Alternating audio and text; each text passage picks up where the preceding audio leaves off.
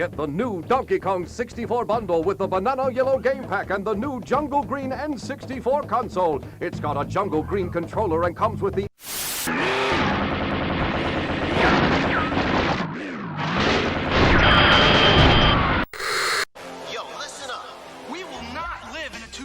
World. We won't go in one direction or zig where we can zag.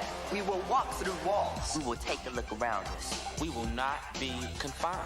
We believe in the path of least limits. We won't be told how to view the world. We will experience true freedom. We will not compromise. We will live the game through our hands. We will be in control of something. We will change the system. It's Ferret64 with your host, YemmytheFerret.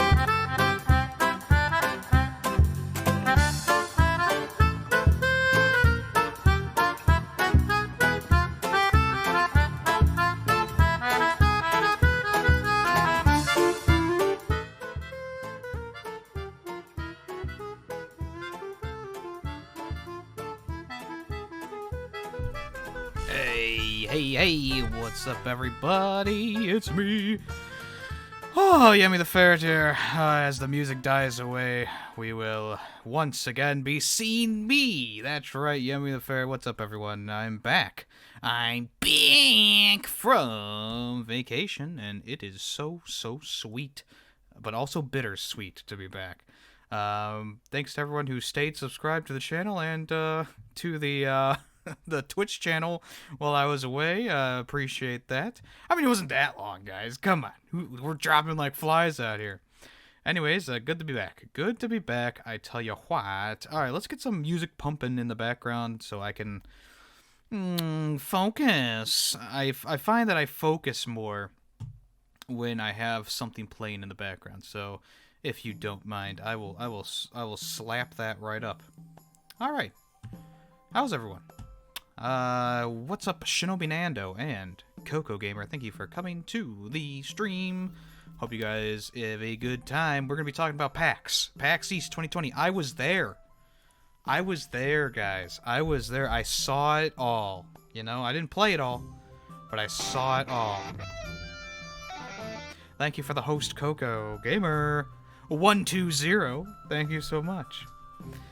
So we'll be talking about we'll be talking about that, and I'm going to turn down the music just a smidge, maybe more so in my ears. We're going to talk about that. We're also going to be talking about various demos that I played this week, which I forgot to write down. So hopefully I'll remember those after the whole thing. And then we are going to, of course, be talking about the latest and greatest video game news. That is right, the latest video game news. Anyways, how is everyone today? Hope everyone's doing well. There is, I need to turn off some of my rewards here. Oh, I kept sunglasses on for some reason. Oh, I guess I don't need to manage anything. That's fine. Oh, spoiler alert, Yummy, jeez. I'm still a little bit, you know, in the vacation mode, but today I went back to work, so, as you know, fuck me, you know. Anyways, let's get started. PAX East 2020 was huge, and it was awesome. It really was. It was really awesome, and I missed it already. But here we are. We're back, and we're gonna talk about it. So, PAX East 2020. I got a lot of pictures to go through, and I got a lot of stories to tell, and hopefully I'll remember. I'll remember to talk about everything that I want to, and I'll remember the things that I need to show, because the pictures are a little out of order because I had to download some from Google. Other than that, everything should be sick. So, PAX East 2020. What days we went on Friday and Sunday. 2 days that I felt like were the best. Also, Saturday sold out in a matter of seconds. So there's that. Scalpers, I say scalpers are to blame for that, which is why they waited to release more tickets until a few, I don't know, was it a few days or a few hours? I forget which one it was. But we did get Friday and Sunday, which is probably the two best days to go in the span of the 4 days. So there's Thursday, which is the first day, which obviously is going to be packed. Friday is the end of the weekend, so you're guessing people are coming in for the show on Saturday instead. But Friday was it was pretty packed, as you guys can see here on the picture here. And then Saturday, obviously we didn't go Saturday either, or we didn't go Saturday, but it was, I heard from people that it was the most packed. It was definitely so tightly packed that things were going crazy. And then Sunday, it started out pretty packed, and then towards the end of the day, you could tell that people were leaving, and the aisles were open, and there were tons of indie games that you could just walk up to, play, and then move on. It was great. So what you're seeing here, for people who are audio listeners, I'll try to describe things as best I can. This is the THQ Nordic booth, and this is what you first see when you come down the escalators. They had a bunch of older games on display, like Destroy All Humans and stuff like that, but they also had the SpongeBob game, Wasteland 3, and there was one other game, I forget what game it was. Fights were starting, things were on fire. No, nothing that bad, nothing that bad. Also, the Elgato place was giving out free pins to people. Corsair, which is my favorite manufacturer of keyboards and mice. As you guys know, I have both a mouse and keyboard. They had a few things on display. Nintendo was to the left, or to the right. Nintendo was to the right. It had a big display for Animal Crossing and stuff like that. There was a bunch of indie developers on the right side. Discord was over there. Fuser, which you guys don't know what that is yet. I'll talk about that, of course. It was a big place. This picture doesn't do it justice. There's nowhere you can get high enough to see the entire place, but it goes all the way down. It goes all the way down. There was nothing, like, this is just like a small chunk. This is like 25% maybe of the area, and this was the area where people were conjugating, so you can actually see the people with red shirts. They were making sure that people kept moving. And why is this? Because Discord's huge. They were giving out merch. They had Doom Eternal on display.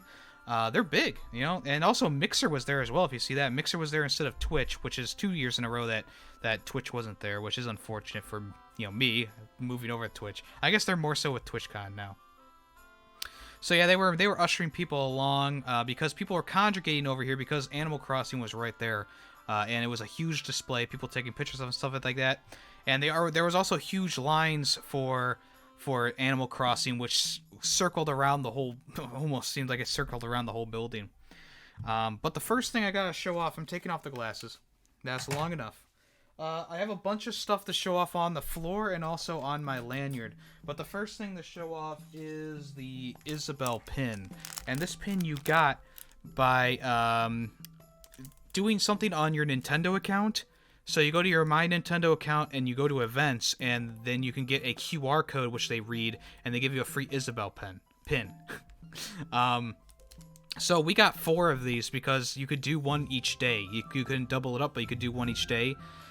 Not a bad pin. It looks pretty good. It's just Isabelle in like a Hawaiian shirt and a skirt, and I got a lot of pins to show off, guys. But this is the first one that we acquired because the line was really long, but it kept moving because they would just kind of like be like, all right, scan a QR code, move on, get a pin, move on, stuff like that. Move along. So Isabelle pin. Now, I didn't play Animal Crossing, but my fiance/girlfriend did. But it's a crazy story because in order to play Animal Crossing, you had to sign into your My Nintendo account, go to events. You had to sign up for an hour block. So there was like, from when the show opened, which was around 11 o'clock, until when the show closed, which was around 5, there were slots open that you could, put yourself in for an hour. So she got the last one, the 4 o'clock hour. And there was a lot of people in line. There was no way to get in line without being registered to get into the line. So that's why she got into it, which I did something else during that time, which I'll talk about. But that was on Sunday. So she got to play a little bit of it. She got a free bag from it. She's an Animal Crossing fan. What can I say? But there you go. Isabelle pin. I did not put that on my lanyard because, whatever. Also, they were giving out these PAX lanyards, which I think this design for the PAX is better than the official design. The official design was like a Hogwarts / college campus type thing. They were selling Letterman jackets and stuff like that. I feel like this is cooler though. It's got like a really cool, funky vibe to it. They were giving those out if you bought something from the PAX booth. And I think that's it for the PAX stuff. We did get other PAX things like pins and stuff like that, but you know that's nothing really neat to show about. So let's move on to the first game that I played, and you all might be wondering, Yummy, what's gonna be the first game you played? We played Pogs or Fogs. I don't know what exactly it's called, but we played Pogs, which is a game where you are a double-headed dog, right? It's like cat dog, except you're two dogs.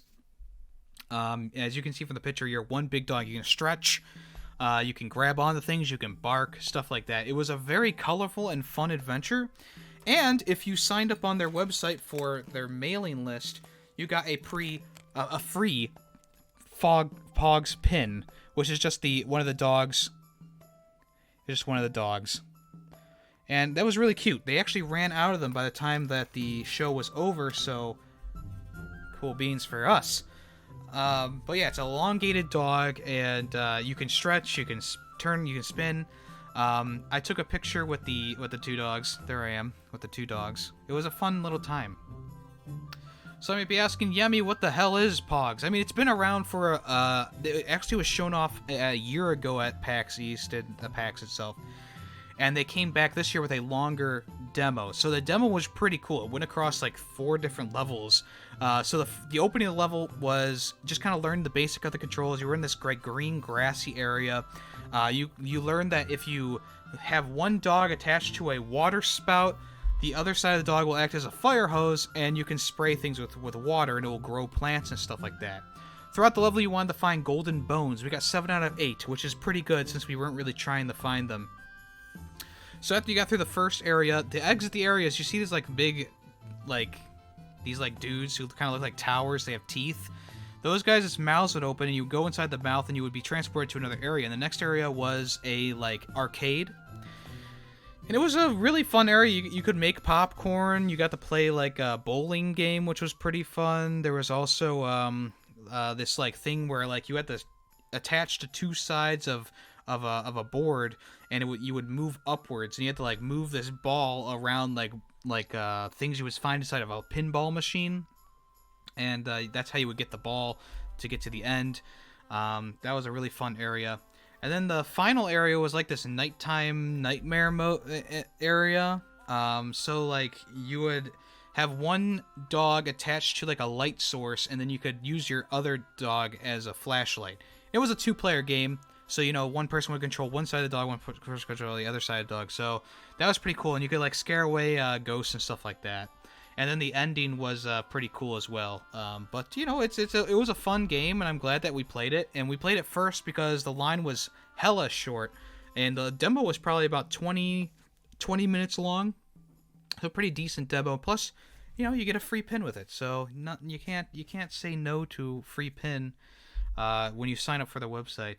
And then also, this picture was for a competition. They randomly chose one person with the hashtags and who was on the couch. I did not get the win, but you would get a free shirt if you won that. But that was only they only gave away 1 a day, and I guarantee they didn't have my size anyway, so whatever.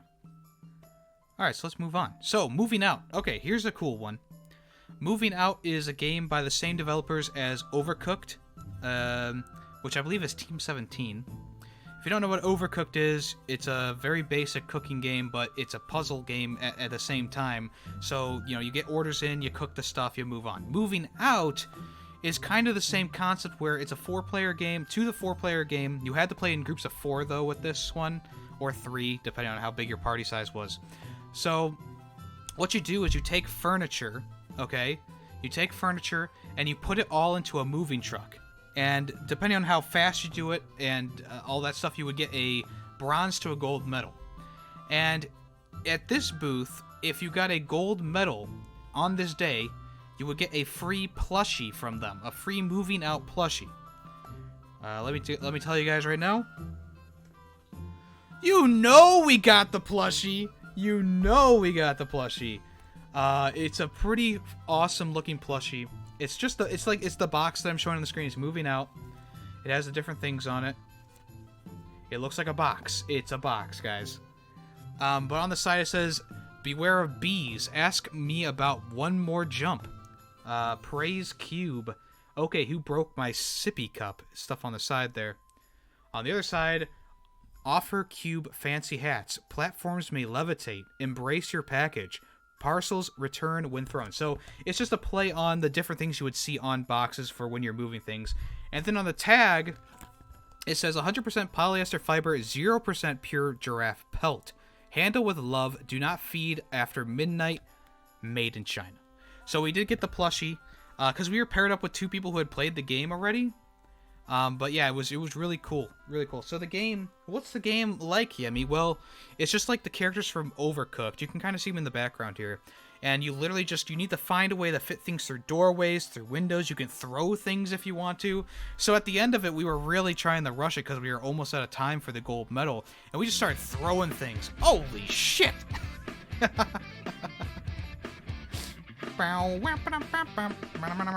The Cursed Titan. The Cursed Titan, thank you so much for the raid. Guys, y'all know what we do when people raid, right? Y'all know what we do.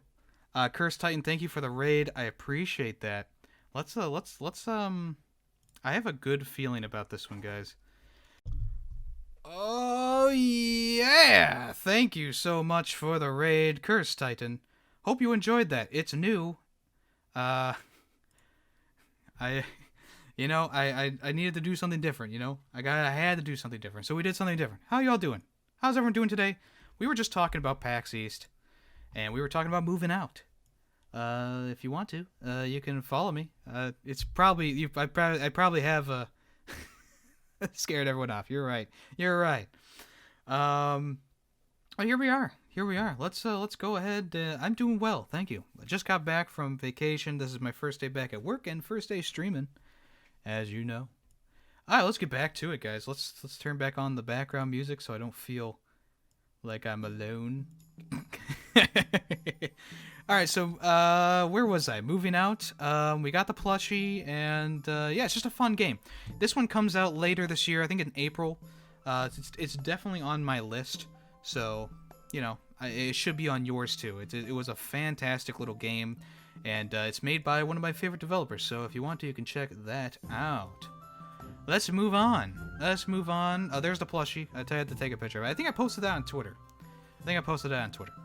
Anyways, next up, Man-Eater.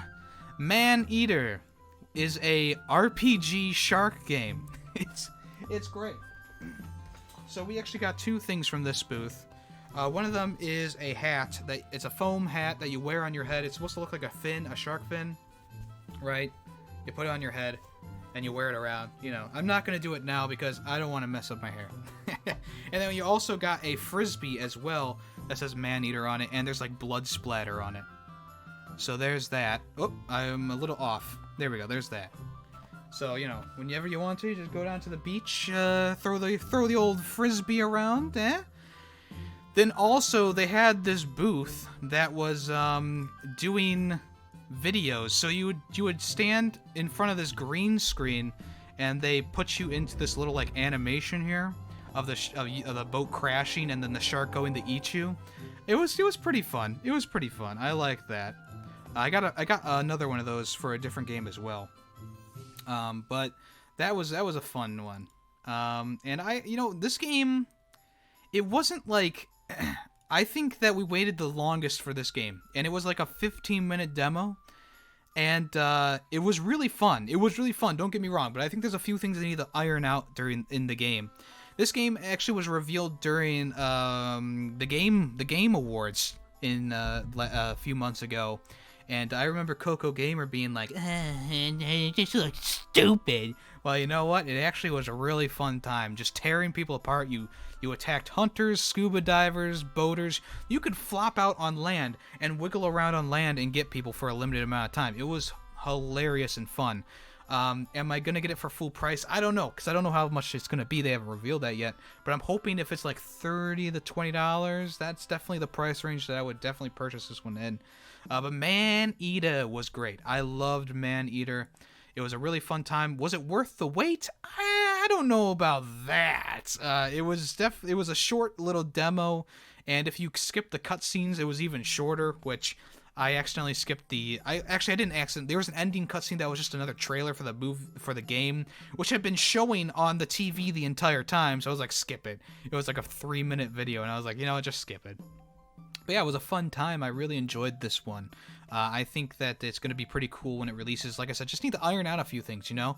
Just need to iron out a few things. But yeah, I liked it. You know, not going to say I didn't. And then one of the biggest things that happened was I actually met a retro fellow at PAX East. A retro fellow. This was one of my favorite things because we hung out pretty much all the rest of the day on Friday. And then on Sunday we met up as well for a few different things, and he was a really cool dude to meet in real life, and it was one of the best things ever. He was wearing the Fallout Boy no, he was wearing a Fallout jumpsuit for Vault 111, and he had a power fist. He had he was decked out. You know, fellow goes out, and he did a really good job with it. It was really cool to meet him, and then we also took some action shots as well of us fighting. But yeah, it was cool to meet him. We hung out for a while, so that was cool. That was cool. All right, Zombie Army 4 was at PAX. Here it is. I just wanted to grab the pin before talking about it. Now, I already have this game. I've been playing it for since it came out. I love this game to death. And I actually got to talk to the developers of the game, and I actually got to express my love for the game. I applauded them for what they did with the original trilogy. I talked to them for a good 10 minutes, just talking to the guy on the dev team, and I was like, I'm not gonna play the demo, but I'm gonna tell you how good this game is, and it is a really good game. The only thing that I didn't mention it to them, it's on Epic Store, and I hate the Epic Store. It just doesn't run well at all. I've been having problems logging in. I've been having problems starting games. It's just been a problem. But the game itself is awesome. I love Zombie Army 4. And for taking a picture of their booth, you got free pins. But I got a free pin, of course. It's the main guy from the Sniper Elite series, and he's got ZA4 above his head. He's looking pretty gruff and grim, right? This is actually going to Greedy Waffle when I see him next, because I got the pin that they actually ran out of, which is a shark pin. In the game, there's sharks that can eat zombies. It's a shark pin. Let me turn off the light real quickly. Hopefully you can see it better now. It's a shark pin. They ran out of it, and the guy was digging through the pins, and he found this when he gave it to me because I had been talking to them for so long about the game, and I expressed how much I love the game. And that is why Rebellion is one of my favorite studios, okay? They are real people. Just like I mean, I met a lot of developers at this place, at PAX, but Rebellion was definitely one of those ones that I talked to for a while because they were just so nice, and they gave me 2 pins. It was amazing. I really enjoyed them, and I really enjoy the game. I still do. On the other side of this wall, there was a VR experience for Sniper Elite called Sniper Elite VR, which I did not get to play. One, because I'm not going to wear a VR goggle that 80 other people have worn. That's how coronavirus is spread, guys. But also because the line was so long, it was one of those things that was like, it was like announced at PAX and everyone was going to it. But it looked cool. It looked cool. People were playing it, and it was a VR experience, of course, but it was pretty detailed. So I'm excited to see what's going to come of that. It was just a small demo, though. It was like a 5-minute demo. They were giving away the collector's edition as well, but unfortunately I did not get it. I did not get the collector's edition. You had to win it was another one of those like posts on Twitter, and we're gonna randomly pull a picture and let and use it. I didn't buy anything else from them. I really should have bought a Zombie Army shirt. I'm regretting that now. But I was able to talk to them, which was great, and I really just had a great time talking to them and doing my thing with them. And once again, they're awesome. They're real people. So there's that. What's next? What is next on the list here? Where are we at? Next. This is one of my favorite things. Russian subway dogs. Now, where'd the thing go? I think I put it in here. Yes. Okay. All right. Cool. Russian subway dogs has been out for 2 years. This is the first time I heard of it. Was at PAX. The developer was there with their new game, and they were also showing Russian subway dogs. And while I was playing a demo of the game, the Endless Mode, my fiance and a retro fellow went out and bought me the collector's edition of the game. It's a Steam code, okay, but it's really cool. I wanted to show you guys this. So, inside the collector's edition, with quotation marks, the Steam code is on a Subway card. Not like Subway Eat Fresh, like a Russian Subway card. So, it has the dog on the front, and then I've already redeemed the code, so fuck off. And then on the back, it looks like a Subway card, right? It looks like, you slide the card to get into it. It says it just tells you how to redeem the game on the back there. But that was cool. We got back, and this was sitting on the bed, and I was like, awesome. And then what also came into it? What else came with it? Like a little postcard of the game. Just a little cute postcard. On the back, it shows off all the different dogs you can unlock and how the game works. And it came with this. Now, what is this, you ask? It's a Stray Dog's Guide to the Russian Metro. And what does it say in here? It has a bunch of Russian phrases that you can learn if you're a dog in the Russian Metro. So, I want to read a few because these are funny. I wonder what bear meat tastes like. And they actually phonetically sound it out for you in the guide. So, I wonder what bear meat tastes like. Alright, let's read this. Interesno midveza tina wikusnaya. Here's another one. Real chefs cook with vodka. Lushirya shefi go to what na vodka. It's so funny. Bears should be banned from the metro. Nada zapritit midve diem yes dit na metro. Woof woof woof gav gav gav. It's funny. It's so funny. I'm so glad that they got this for me because it's just one of those things. It's like, I mean, who would think of this, Who would think of doing something like this? It's so funny. Life is cruel. You have to eat your gruel. Some now are real, some are kushai. And the last one is, there's no food, but life is still good. Hot jest, ne chief o dajit we silo. So really cool collector. I mean, I'm calling it a collector's edition, but because it kind of is, but it also kind of isn't. It's just a Steam key, but whatever. You might be asking, Yemmy, what is Russian Subway Dogs all about? Well, you play as a Russian dog, of course. We're gonna be playing this on stream tomorrow because it won the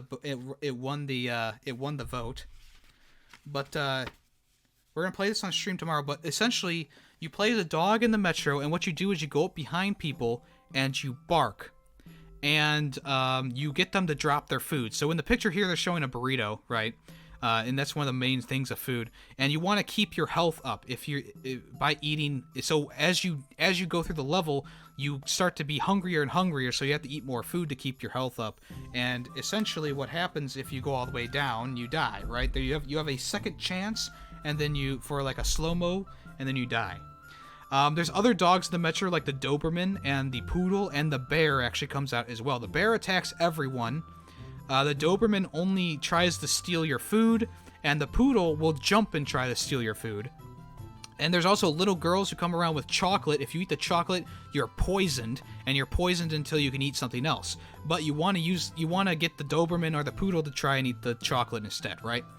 There's different types of food you can eat. Like there's a big salmon that you can get people to jump out of their arms. There's bread, so people will drop bread everywhere. Burritos, as I already said. And then there's also a big sandwich, which is like 200 points. It's a really fun game. I played a bit of it of the endless mode. I like playing it with a controller more than with a mouse and keyboard. That's just my preference. So I've been playing it with a controller, and like I said, tomorrow, Thursday, we're going to be starting a playthrough of the campaign mode, which I have no clue what it is. I've only played the endless mode so far. But it's a very cutesy game. I love the art style. I like how the game plays. And it's fun. It's a really fun and enjoyable experience. Here is a picture of... Yes, I got all artsy. Callus, are you in the chat now? I got all artsy and made a little thing like that, so that was cool. I loved this game. I'm glad that I got to play it. I didn't get to play their new game, but yeah, it was pretty fun. I really enjoyed it. All right, moving right along, guys. We're cruising through PAX stuff. Whoa. Dodo Peak. Okay. Dodo Peak. This was cool. This was a little phone game. It's kind of like Crossy Road, except you're a dodo, and you are trying to get your chicks back, right? Your little dodo chicks. So what they did is they had a competition that fellow had signed up for, and they let me join last minute. And the competition was using a DDR mat, a USB DDR mat, to play the game and get the best time. Someone got like 12 seconds. It was incredible. Essentially, what you do in this game, you go up and down this like mountainside, dodging fish and evil things like snakes and stuff like that. It was a cute game. I liked it. And they brought out these DDR boards. You signed up for it. And I got a time of 20 seconds. I thought I did better, but, you know, whatever. I did 20 seconds. And I got 3rd place, and I even have the email to prove it. And they also gave me a free t-shirt. Now, you guys, this is a cool little t-shirt, right? Little funky t-shirt. It says Dodo Peak on the front, and it has 3 dodos looking at you, right? Now, unfortunately, I'm an XL. I don't know if you guys knew that or not, but, you know, that's how it is. They did not have XL. But I got a large, and it was cool that I won. Here's Fellow playing. He was one of the first people up to play. Oop, a little bit too far there. And I will also want to show the video that I took of him playing the game as well. So let's watch that. I made sure to get a full shot of his ass, okay? That's him yelling because he's Fellow. But you can see, like, he's using the arrow keys to, you know, move the dodo bird on the screen. It was really fun. It was a really cool, different way to play the game. And I'm glad that they did that. And I'm also glad that I won. Fellow got 2nd place. I believe he had a time of, like, 19 seconds or something like that.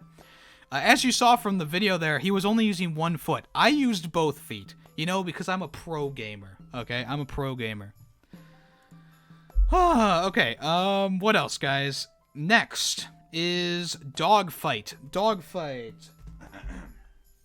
I didn't get to play much of this game. It's not a battle royale. I wouldn't call it a battle royale, but it's like a dogfighting thing. Dogfighting is literally a dogfighting thing. Dogfight. So, essentially, you are different dogs, and you're flying planes in a team deathmatch type mode. And, yeah, whoever gets the highest score, of course, wins. And they were giving out bandanas to people who followed them on Twitter. So I got one. It's a cutesy little game. The funny thing is the guy we were playing it with did not understand the game at all. He was pissed off while he was playing it. But we all had fun. So this is all the different dogs in the game. I have little cards with their faces on. I don't know where they are right now. They're somewhere in here. But you got a free bandana. And it was a fun little game. It wasn't like anything too exceptional. I mean, let's be honest here. Blazing Angels is a much better game, but we're comparing apples to oranges here. But yeah, I liked the game. It was a fun little game.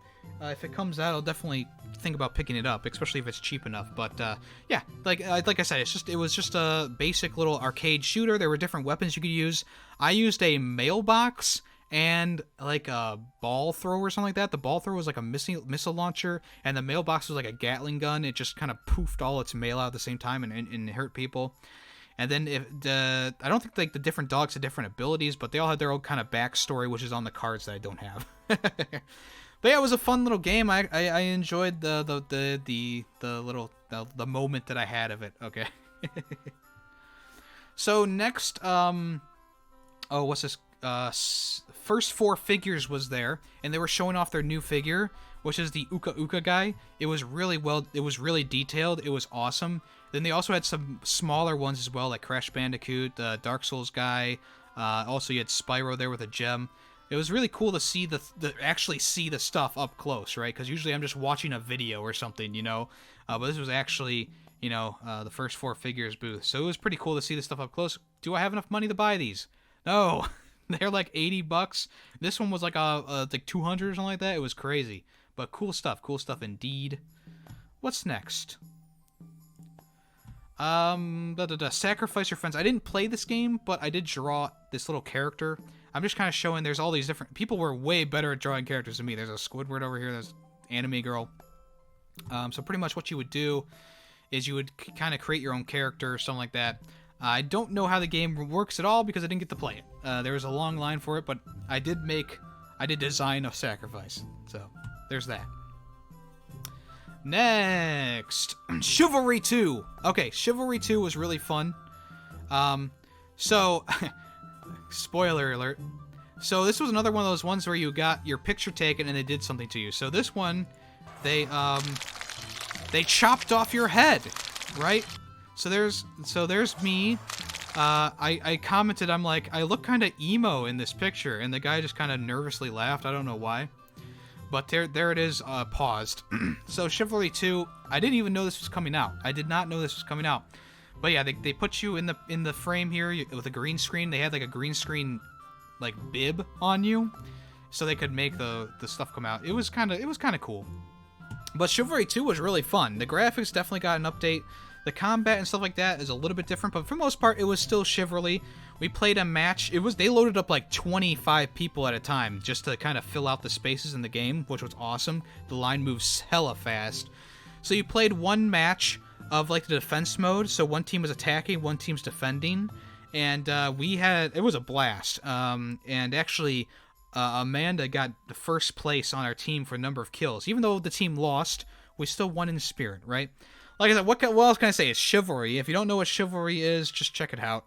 It's just it's a medieval fighting game in first person. You have different weapons to choose from: bow and arrow, crossbow, axe, war axe, spears, broadswords, shields, and stuff like that. You can use them all.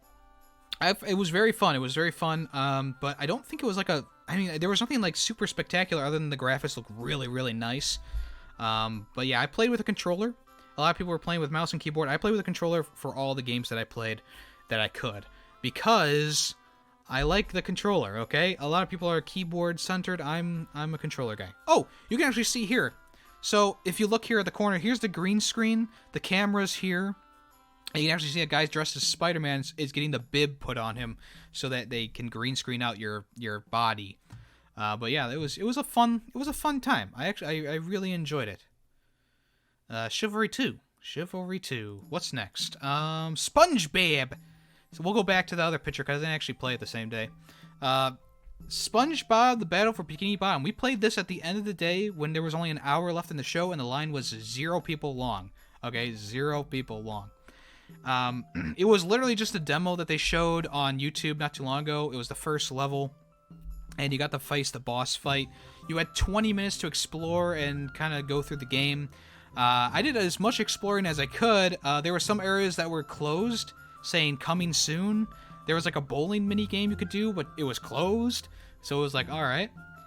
But it was it was pretty well done. You know, it's a SpongeBob game from like the 90s. Like what are you gonna do? You know, it was a remake of a game, and I never played Battle for Bikini Bottom. And it was a good little platformer. You know, there's nothing that I can really say that is negative about it. You know, it was just a fun little platformer. You fought robots, you fought jellyfish.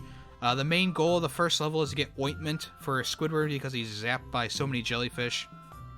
But yeah, once I finished the game or the level, you know, they didn't have anything to give away. I think they were giving away crowns, like foam crowns, but they didn't have any left. So you know, that's it.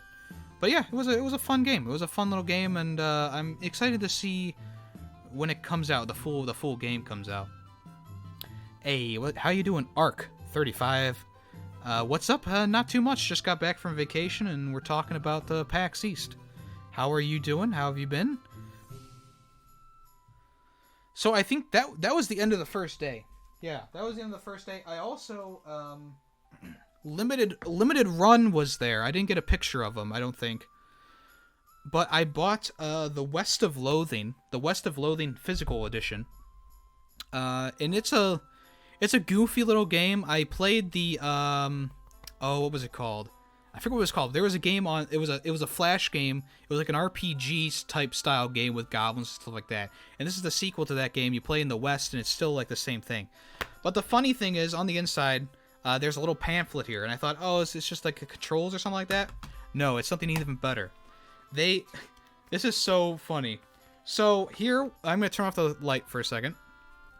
Here you have the concept art for the character, right? There's the concept art for the character, very detailed. This is Crazy Pete. You know, he's got a lantern, stuff like that. There's Crazy Pete. Now, this is what he looks like in the game. And I find that so hilarious. The West of Loathing. It's so hilarious. They do these detailed drawings of the concept art, and the actual in-game art is stick figures. It is hilarious. It is actually hilarious. The game is really fun, though. The game is really fun. Here's a goblin. The game is really fun. I played it on the plane trip back, and I played a little bit when we had some downtime on the Switch. But yeah, this was a great find. I love Limited Run because they put out their games in physical edition and limited quantity, kind of like Super Rare, and they do the games justice. They really do. So it's a fun little game, West of Loathing. If you want, you can pick it up. It's on Steam and all that. Oh, you know what I might have forgotten? Yes, I did. I did forget. Okay. So there was an event that was not a part of PAX. It was called the Bethesda After Party. Let me find it here. Yes, this is it. So, the Bethesda After Party. Or the Bethesda event. What was it called? You got a free t-shirt for going to it. Bethesda Game Days. Bethesda Game Days. Here's the shirt. It's a red shirt with the Boston skyline, and it says Bethesda Game Days on the front, and the dates that it's at. This was a cool event. You got to play Doom Eternal. You got to play for as far as you can in like 30 minutes. You had 30, or was it 20? Maybe it was 20. I think it was 20. So I got to play Doom Eternal, and it was fucking rad. They had this Razer set up. It was awesome. The keyboard, stuff like that. It was a really, really good time. They gave you a wristband with like free drinks on it, and alcoholic drinks, free food, free shirt, free stuff like that, and where is it? Here it is. If you were a member of the Slayer Club and you showed that you were a member, they gave you a free patch. It's a patch, and it has the game's like new little logo on it, and it says Slayers Club on it, which is pretty cool. And they also had merch there. So I bought a Doom Guy, a little Doom Guy pin, like the collectibles you find in the original Doom game. And this is a Pin of the Month exclusive, Pin of the Month 2, so it was only available to Slayer Club members. And, of course, after playing the game, I bought a t-shirt that just says Doom Eternal on the front. Pretty cool. I think Fellow also got a t-shirt. He got the t-shirt of the main character of the game. So that was cool. And then for playing the game, we got these really high quality posters. And this one's pretty cool. I mean, it's pretty cool. Not gonna lie. It's just the Doom guy standing on top of demon bones and dead demons. And in the background is, I believe that's Mars. Mars just on fire. It was really cool. So those made the trip back home, which was fantastic. Because I was expecting them to crinkle or something like that. So, what did I think of Doom Eternal? It was fucking badass. You got to play the first level in the game. Like I said, for about 20 minutes, you got to play the first level of the game. And I was able to get up to the point where you got the assault rifle, and then there was a bunch of platforming that I got lost on for a second, and by the time I found out where you need to go, which took me about like 3 minutes, it wasn't really that long. Hey, come here. Nope. Come here. It didn't, I mean, it was like 3 minutes, but that 3 minutes was like, alright, you're up. But it was really cool. It felt really fluid. It felt just like the first Doom game. There was new, what were they called? those finishing moves. There were new finishing moves. You got to fight the new crab walker dudes that are just brains with laser beams on them. It was just a really fun game. Like I said, I got up to the part where you could get the assault rifle. And I got the upgrade for the assault rifle, which had rocket launcher attached to it. It was really cool. I'm really looking forward to this. I already have it pre-ordered, of course. And I'm definitely going to be playing this day one. It was just so much fun. It's Doom. It's Doom. They also gave you a collectible cup, but those are in the dishwasher, so I can't show those right now. But, you know, it's still cool. I don't think there's anything else on my pin thing here. Oh, yeah, there are a few things. Okay, I'll talk about those in a second. But yeah, Doom Eternal was the bee's knees. Also, I got to try the Doom Eternal G Fuel flavor, which was, it was kind of hot. It was spicy. They had it tasted like a hothead. It was Spicy Death I think is the name of the flavor. I can't really see right there. If you buy this box, it came with a Doom cup in the G Fuel flavor. I did not get to buy it, and they also ran out of it. So Fellow didn't get to try, but he did buy the box, I believe. But it was like lemon, but it was lemon with like heat to it, you know. So it was kind of interesting. Would I buy it in a giant tub? Probably not. But it was still a cool little experience. All right, so this is just the different stuff you could buy. Like I said, it had like a college theme to it. So you had like the PAX shirts. You had scarves, hats. I believe there was I guess there wasn't a fanny pack, but there's like a water bottle, patches, and stuff like that. And if you bought so much stuff, you could get like free pin, the free mystery pin, and then the official like big pin. We do have the PAX badge and the 2 pins because we spent over 100 because Amanda's friend wanted a specific pin set, so it really added to the price of it. But yeah, here's the Letterman's jacket. You can see a hoodie there, a beanie, stuff like that, a drawstring bag. Like I said, the merch wasn't like that fun. Last year it was all like slime, you know, it was really cool design, and the year before that was pretty cool too, but I didn't really like the design of the stuff. That's just why I didn't get like any badges or anything like that, or shirts. But we did get a pin set which was like space themed, which I really enjoyed, or I liked the look of, so there's that. Alright, here's the big news. I don't know if Shinobi Nando's still there, but big news. Oh, it's all the way over there. Hold on, guys. Wow. Okay. Oh, you know what I forgot to show? I was going to show the email from the Dodo people. Here's the email from the Dodo people. I did win. I did win, okay? Naysayers be gone. But here's the big thing, guys. Here's the big thing, and I was very surprised. You went up to this thing and you scanned your badge, and it would tell you if you won a mask, a poster pack, a bag, which I also got, or the collector's edition of the game. We got everything, and I mean everything. So the first day we went there, I got nothing, and Amanda got the bag, which is on the floor over here. It just kind of has a psycho on the front, and he's saying Doom. The next day we go in there, and Amanda wins the poster pack, which I don't want to open. But there's the poster pack. It's different from the collector's edition. The poster pack. There's a bunch of posters in there. We opened it up. It's all inside there. Okay. I go up there to scan my badge, and it says that I won the collector's edition. The collector's edition for the fucking thing for Borderlands 3. I won the collector's edition. And I didn't know what to say because I already have the collector's edition. They just sent me the email this morning, which I'm going to show. Here you go. So you guys know. I got it 13 minutes ago. Well, from the time that I was getting this. It's official 2K. They sent me a message. And I was up there and they took my picture. They didn't post it on social media or anything. But I was like, can I get a mask? Because I've been wanting a mask for so long, and they gave me a mask. So I officially got everything from the Borderlands 3 merch table, giveaway table. And that includes the collector's edition. So that's going to be coming in the mail sometime in the next few weeks. Well, this is something that I've been wanting since since the game came out, you know?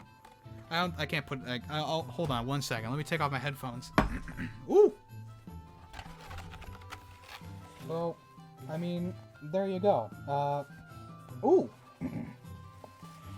Not too bad. Now, would I wear this 24/7? No, it's not that comfortable, but... Especially with a beard. But they did add extra holes to breathe out of, which is good. So there you go. So that was awesome. It was one of those things that's like, that was the one thing I didn't want. You know, I didn't want the collector's edition because I already had it. I did want the Sniper Elite 4, not Sniper Elite 4, Zombie Army 4 one. But I ended up getting everything that I wanted and more. So, I mean, what else can I say? What else can I say? Like I said, it was fucking insane. I got up there, I scanned my badge, and they said, "You've won the collector's edition." And I was like, "Oh shit, I already have that." Everyone in line clapped. It was a great moment. It was a great moment. How you doing, the John Baker? Hope you're doing well. I will not shave the beard. All right, let's. So like I said, Borderlands 3. I have 2 collector's editions now for PlayStation 4. One's in the mail. So cool beans. So the first thing after that we went to go play, we went to this little dev studio, and they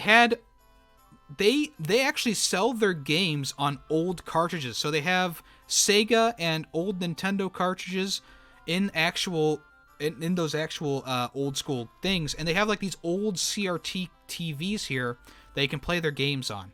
The one game that we wanted to play that wasn't on this one, so they, Coffee Crisis, there was just a bunch of games, and they were actually in like old looking packaging and stuff like that. It was really cool.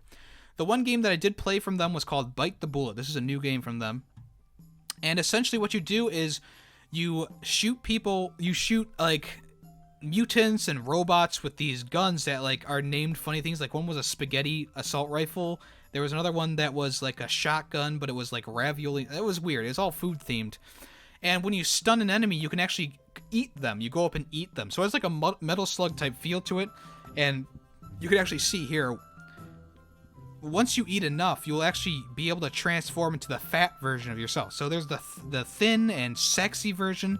Then there's the fat and durable version. So essentially when you're fat, you move really slow. You can't jump as high, but you are literally like a tank walking around, right? So that's good for boss battles.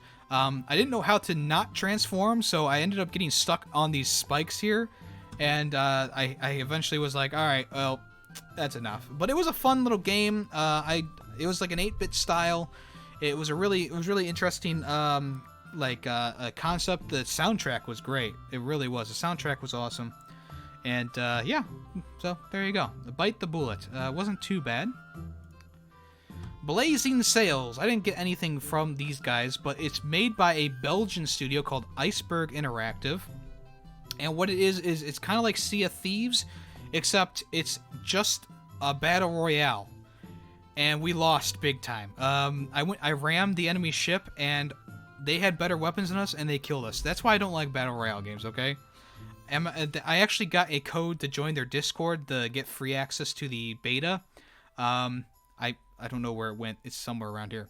But it was like I said, it's just like Sea of Thieves. The graphics were practically spot on Sea of Thieves type style, except that it was a battle royale, and it was fun. It was fine. I'm not going to say that it was the best game I played, but it was fun, and my character was pretty cool. He had like a gold skull on him and a pirate hat. The boat mechanics were pretty fun. The way to like save your boat, you can patch up holes, and there's also like a big plug. And the big plug was like the one way to like instantly take out a ship. So the enemy would board your ship, they would undo the plug in the ship, and it would start sinking faster than you could maybe possibly get there. The area that you could battle in was kind of small. There were like 3 different islands scattered about, and the zone would shrink, and you'd have to fight on the ship in the middle. Other than that, nothing really to say about the game. Like I said, it was just like, it was all right. It wasn't like the best thing ever, but it was competent. It was fine. And I got to talk to the developer. He had a very thick Belgian accent, just like Tim Rules, if you know who that is. And he He was just talking about the game to us and telling us how to play, and it was fine. I don't have many complaints about it, but other than the fact that it's a battle royale. Oh boy, here's the best. One of the best. This is one of my favorite games I played. It's called Disintegration. If you guys don't follow me on Twitter. I talked about it a little bit on Twitter. At the end of this one, you got a free pin as well. It's like a little diamond with orange and white. Let me just show off the other pins I have on this side because they don't relate to anything. I got a Banjo-Kazooie Jiggy pin, and then also Fellow gave us a Discord pin, if you can kind of see that. So that was pretty cool of him. But what is Disintegration? Disintegration is fucking awesome. It's made by Private Division, the same people who helped make the original Halo. It has like a Destiny Titanfall Halo feel to it. The Titanfall is the look of the game, and so is Destiny is kind of like the feel of the game, and Halo is like the overall concept of the game. So, essentially what you do is... Well, let me talk about the queue. So, when you first enter the queue, it's kind of like a roller coaster or a theme park. You go into this little tiny room that seats everyone, and you watch a promotional video for the game, which takes about 20 minutes. And then you go and line up on the computers. There were 2 different sets of computers. Each one were hosting their own LAN battles. What is this game about, Yemmy? So, you are a pilot of like a hover speeder, or whatever you want to call it. It was a speeder bike, or something like that, which had 2 main guns on it. And the one gun I was using was like a cannon, so it would fire really slowly, but it was really cool. And then also you had 3 ground troops that you could command. They were AI controlled. So one was a big tank-like dude. There was a commando and a sniper, and they all had their own movesets that you could use. And you command them, and they are how you capture objectives in the game. So the game mode we played was like a domination-type game mode. Like I said, you can't capture the area without your AI troops. So you need to revive them or keep them fighting with you, stuff like that. It was really cool. It was really fluid. It worked really well. I loved the concept, and I loved how the game played. And the graphics were great. And the controls were great, and I fell in love with this game instantly. It was really cool. The story behind it seems pretty cool. Humans are actually putting their brains in robots, so they, because there's like a plague or something like that. It was really interesting.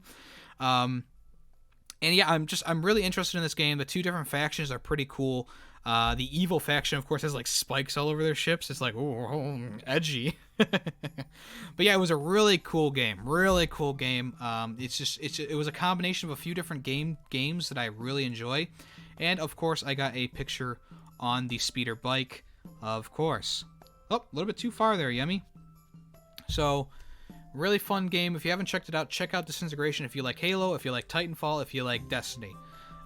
It's not like any of those games, really. I mean, I don't know what the main campaign is like, but I do know from what I played in the multiplayer, it's not like those type of games because you only have like 1 or 2 weapons in this speeder bike, and you have these people you need to control. You can't just kind of, go in guns blazing. I did really good at the game too. Like I got triple kills, double kills. The person who was they had 1 person on mic for each of the teams. So it was like someone from the development studio, and they were like, "Dang, you're doing really good." I'm like, "Yes, I got noticed by the developer team." So yeah, it was really fun, really fun. I really enjoyed it. If you haven't, make sure you check it out. It's an excellent. I mean, from what I played, it's an excellent game. Also, while we were there, Apex Legends Championship happened, which was sponsored by Puma. It was really cool to actually watch one of these things. There was a bunch of top grade players there who all signed up just by being at PAX. So that's one of those big things. It's like, okay, so there's a content creator that Fellow knew, all these people who were at like the booths, like they represented their booths and stuff like that. It was really cool. And they were really good players. There was on top of the people here who were kind of like the big wigs, there was a whole group of people and computers off to the side here that you can't see. Probably about 50 or so computers set up, and they all did a LAN match of Battle Royale. Funny thing is, yesterday, the day before this, which was Saturday, the servers went down for the game, like completely down. So there was like an hour wait for them to come back up, which was awful for them. But today there was no problems. They do 4 matches of the game, and whoever gets the most points from kills, winning, etc., there's 2 big trophies. So that was pretty cool. Also, you can see There's 3 people cosplaying as the new characters in the game, which was, pretty good. Like I said, I'm not a fan of Battle Royales or Apex Legends, but watching these people play was really cool. And there's like a giant crane that had a camera on it. You can kind of, maybe, that's not it. There's a giant crane with a camera that was zooming around, so you might see me and Fellow dancing during like a replay of the event. They took a lot of footage. The camera was in people's faces. I don't know where they were streaming it to, because it was all like right here, but yeah, whatever. I don't know. All right. Okay, so Fuser. Let me go back to the one picture I said I was going to go back to, because I took it before I played the game yet the other day. Where is it? So this picture is the setup. So it was Fuser. There's the big like angel thing on the stage. It had 2 big things showing off the gameplay. This was actually in the game, so they kind of created the thing in real life, which was pretty cool. What is Fuser, guys? I actually have a hat from it. Where is it? Oh, I forgot to show this. They gave out foam swords at Chivalry 2. They actually are hats. You can wear them on your head. They gave out foam swords at Chivalry 2. I forgot about that. I apologize. I'm a failure. So when you played Fuser, you actually got a free hat, and it's actually a high quality hat. It's not too bad. It's a snapback, green. It has the Fuser logo, Fuser on the front there. It's kind of cool. It's kind of cool. You got this from telling them what you thought of the game. Of course, I said it needs more Mr. Boomtastic, but let me describe this game to you guys, because it's kind of weird. Here's the hat there. All right, hold on. Too far. So it's a mixing game. If you remember Drop Mix from 2 years ago, it's literally the same concept. You use these different pieces of songs, like the key part, the drum part, the vocal part, etc., to form your own mixes. And unlike Drop Mix, where you place the mixes, you can place the mixes anywhere you want. In Drop Mix, if you place the card in a specific spot on the like little console thing you got, it would play a certain track from it. Whereas this one, you could have 4 tracks of drum, and just that be it. So essentially, what this game's all about is timing and mixing things up, and then doing audience things. So the audience will come about every once in a while and come onto the screen and be like, "Hey, I want something rock and roll. I want something from the '80s," And if you drop something, it'll give you extra bonus points for doing a fan request. But essentially, it's all about timing. So here's your little metronome here. A little line would go across, and you want to drop it on the beat. So you would use your controller, and you would press one of the different buttons on the controller. So X, A, B, Y, which is color coded to your controller, and you would drop it on the beat, and it would give you points for doing that. So the songs that we're able to play, of course, In the Club by 50 Cent, Bad Guy by Billie Eilish, Don't Let Me Down by the Chainsmokers, Rock the Kashba by The Clash, Thunder by Imagine Dragons, Stir Fry by Migos, All Star by Smash Mouth, I use that one the most, Regulate by Warren G and Nate Dogg, there was Born This Way by Lady Gaga, Blue Oyster Cult was in it as well, which is really weird. It was Don't Fear the Reaper. What else was there? Old Town Road by Lil Nas was there as well. There's a whole bunch of them. There's like, I shouldn't say a whole bunch. There was like 1, 2, 3, 4, 5, 6, 7, 8. So there was probably about 16 different songs you could play from for the demo. And this one's by Harmonix, if you didn't know. And Harmonix has had a few duds in the past. Rock Band 4 is a dud in my opinion. Drop Mix was a huge failure. This actually might get them somewhere, because you don't need a plastic controller. You don't need a whole fucking console to play it, or a special board to play it. You don't have to worry about things breaking unless your controller breaks. You don't need to worry about lag as long as it's calibrated to your TV. It's one of those things that's like anyone can pick this up and play it. And it was actually kind of fun, It was fun mixing the songs and stuff like that, but after a 10 to 15 minute demo, I was like, there's got to be more to this game. It's not enough in the state that it's in the demo to make me go, oh yeah, I'm picking this up right away. I'm probably going to, but it's one of those things that's like, is there a lot of longevity in this game? Can I play it like Rock Band, where I played for years of Rock Band? Is it going to be fun enough? Is there going to be a good enough soundtrack to the game when it comes out? This game needs at least 100 songs to make me go that's a good deal. If it's like 20 to 50 songs, that might not be the best deal, because you know they're going to be releasing like DLC tracks for it. They have like 10,000 songs they can put into this game. They have the rights to the DLC from Rock Band and stuff like that. You would think that they would throw those things into this game as well. I mean, of course, you have to do a little bit more with this stuff because you're doing each track individually, like drum track, violin track, horn track, keyboard track. Each song has 4 different tracks. So like All Star has drum track, guitar track, keyboard track, and vocal track. So there's only 4 for each song, but some of them double it up. Like Stir Fry by Migos has drum track, 2 piano parts, or like a synthesizer part, vocal track. Thunder has like this VOD track that's like I don't know how to describe it, like the background music track. Like I said, it's a cool concept. It works really well, and I think that if they do enough with the gameplay and with like the song selections like that, it could be a game that gets them more praise than Drop Mix or Rock Band 4 from me, right? Especially because they're not going to rely on funky plastic controllers that don't work out of the box for this game.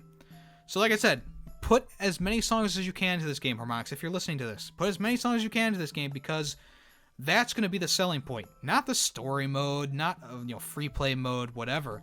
You want to have as many songs jammed to this game, as many styles as you can. In this thing, they didn't have any metal, country, anything like that. It was all like hip hop, rock, reggae, rap, stuff like that, which is fine. It's easier to mix that kind of stuff. And of course, everything kind of needs to be the same key or pitch shifted to a certain key. Really, everything blended together pretty well as long as you dropped it on the beat. And I didn't really find anything wrong with it. The only thing was, this is just how the setup was kind of bad. This TV and speaker was right above me while I was playing the game. So in my one ear, all I could hear was this demo of just like a demo going on the TVs. All I could hear in one headset, and the other headset had all the stuff I was doing. And I was like, I wish that this wasn't right above me, or these headphones could dampen the sound a little bit more. Because that was very distracting. I was dropping like Rock the Casbah by The Clash. I was dropping like the guitar part, and I couldn't hear it. But when I dropped the Smash Mouth part, I could hear it, and I was like, I wish it was a little better setup for them. But I got a free hat from it, which was awesome. Free hat. But like I said, I'm gonna probably buy the game day one. It's just how I am. I forgot to show this. Fallout 76 beanie, you got that for free from the Bethesda event. I forgot to show that. Wait, why are you calling me a bozo? All I said was that they're in the game. I didn't say that if I liked them or not.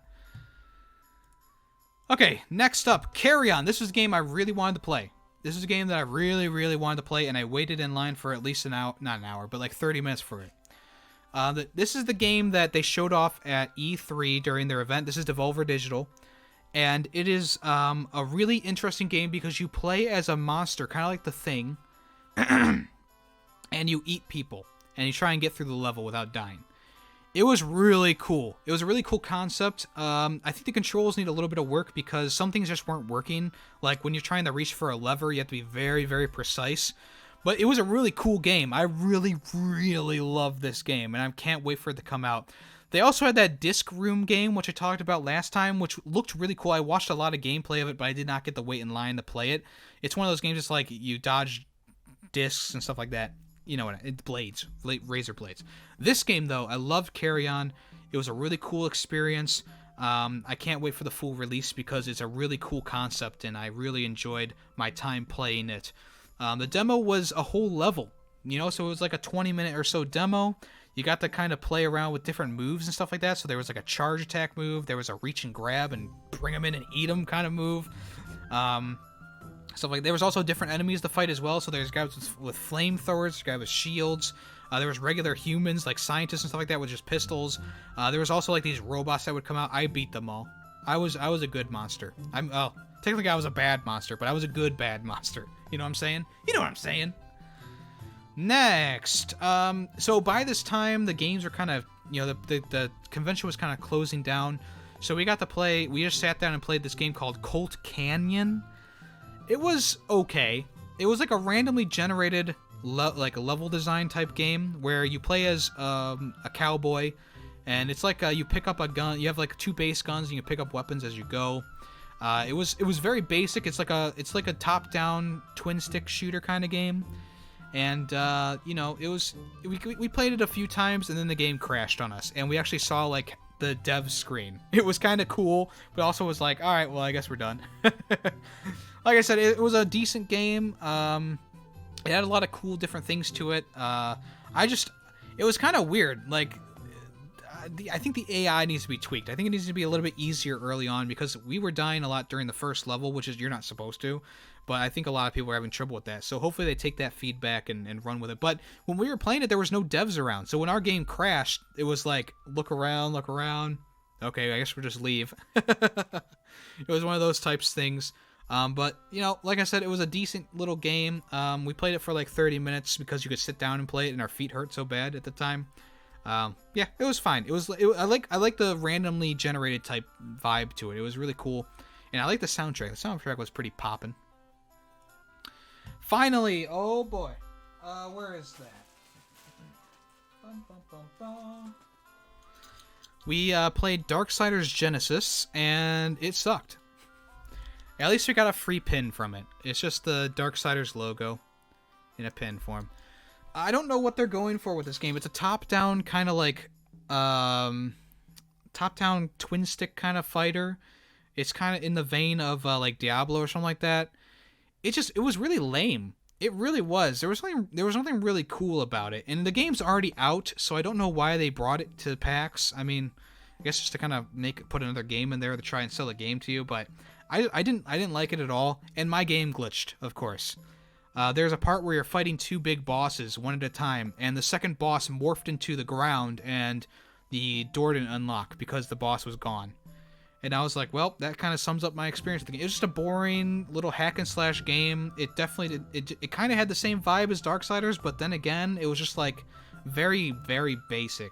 And I was like, you know what? I'm just not feeling it. I just didn't really like it. So that was actually, I think that's the last game we played. Yeah, that was the last game we played at PAX, and we just kind of like, you know, kind of moseyed around after that. So there you go.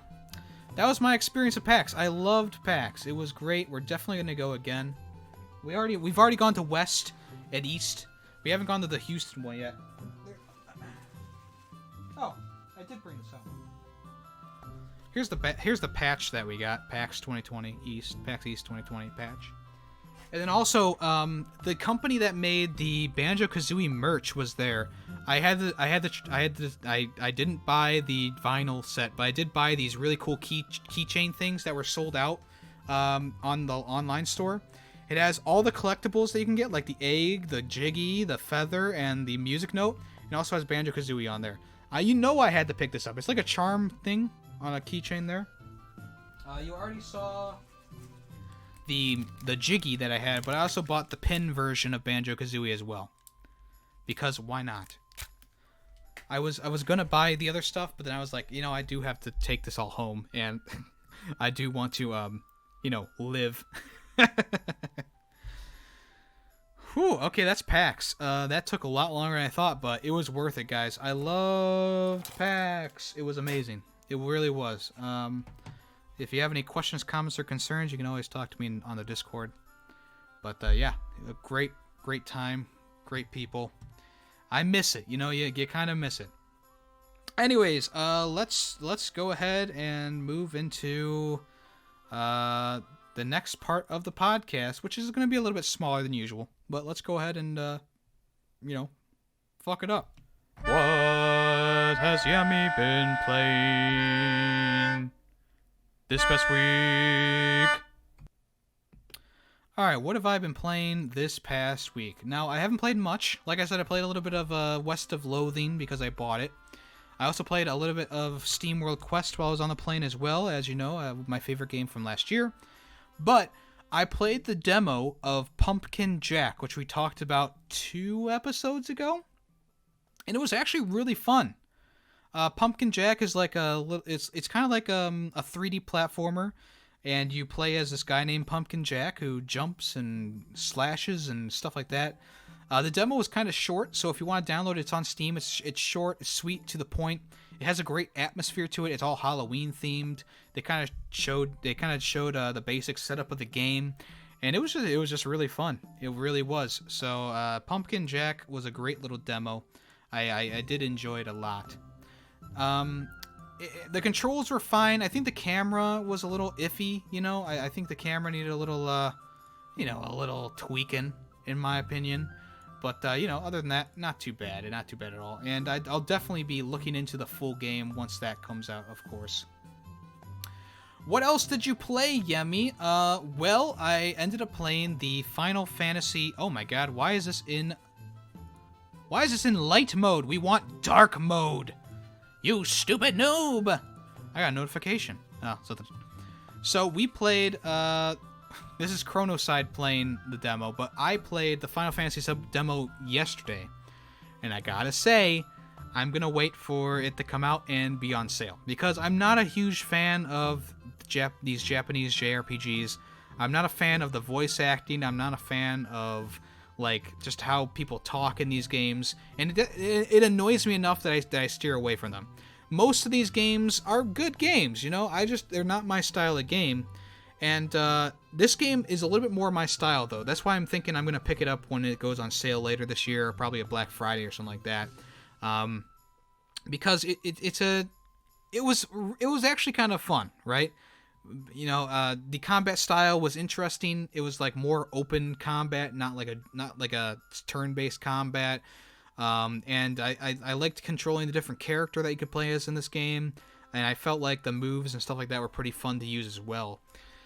The cutscenes were beautiful, and the game itself is fucking gorgeous. It really, I mean, they put a lot of time into this. No wonder they had to fucking push it back so far, and they have to put it out episodically. Like, now I understand. You know, my eyes are open, right? It just looks so good and plays really well. Like I said, I'm just not a fan of the series. I'm not a fan of JRPGs. It's just how I grew up. I didn't grow up with a PlayStation 1 or a PlayStation... I did grow up with a PlayStation 2, but I didn't play any of these types of games. I grew up with the N64 and 3D platformers. And I think if I play this game, I think I can get into it because the demo was pretty good, and I enjoyed myself playing the demo.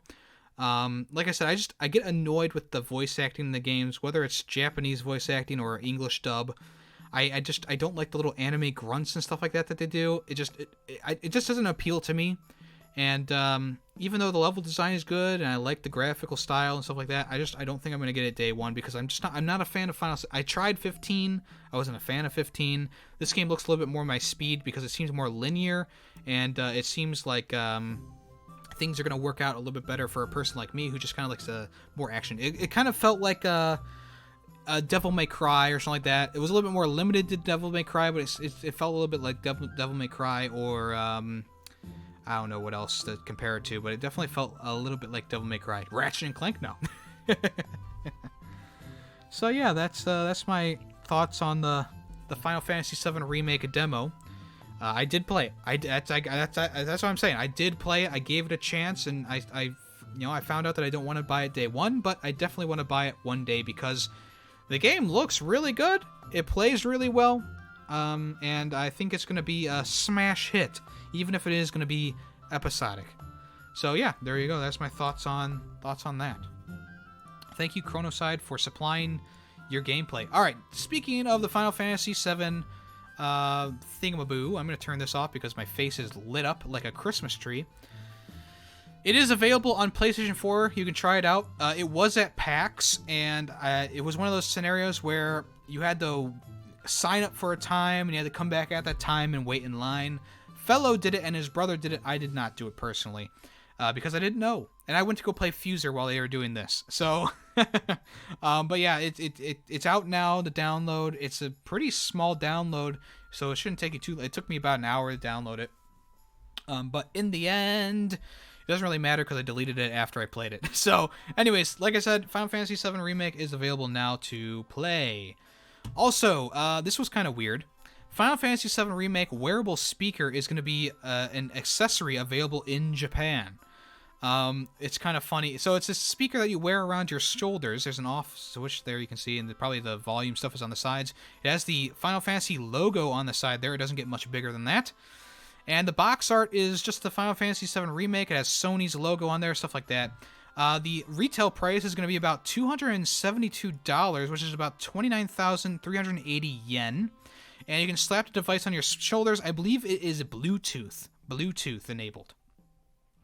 Also, if you haven't seen it, this is the PlayStation 4 Remake console, which is going to be going for about 4,000 yen, which is about $37. Wait. Oh, it's a cover. Oh, I read that wrong. I thought it was an actual console. So it's about $37. It's a cover for your PlayStation. So it has feathers all over. It has the Remake logo in the middle. It actually looks pretty cool. It has the sword and blah, blah, blah. Stuff like that. It actually doesn't look too bad. That actually looks pretty cool. Am I going to buy it? No. But yeah, that looks pretty cool. And this is a kind of an interesting little add-on. So if you want to get the full surround sound feel of Final Fantasy VII, there you go. One last thing to report for Final Fantasy VII. You can actually buy candy bars to get DLC in the game. Unlock DLC by buying, snapping, and scoring in your PlayStation, or in-game. Why did I say in PlayStation? In the game, by buying Butterfinger, Baby Ruth, or Crunch bars. Which is actually kind of funny. So, when you buy them, you'll need to snap a photograph of the receipt and email or text it to the manufacturers. And you'll be able to purchase multiple bars within the same transaction, which will be eligible, and the minimum is 2. And you'll need it will give you a dynamic Tifa theme for your PlayStation 4. The other rewards are for 100,000 points. You'll be able to get a Midgar bangle. For 50,000 points, you'll get a Shinra bangle. For 50,000 points, you'll get Corono's amulet. For 25,000, you'll get Superstar belt, and for 25,000, you also get a Mako crystal. I believe those are all in-game items that will be on your sword.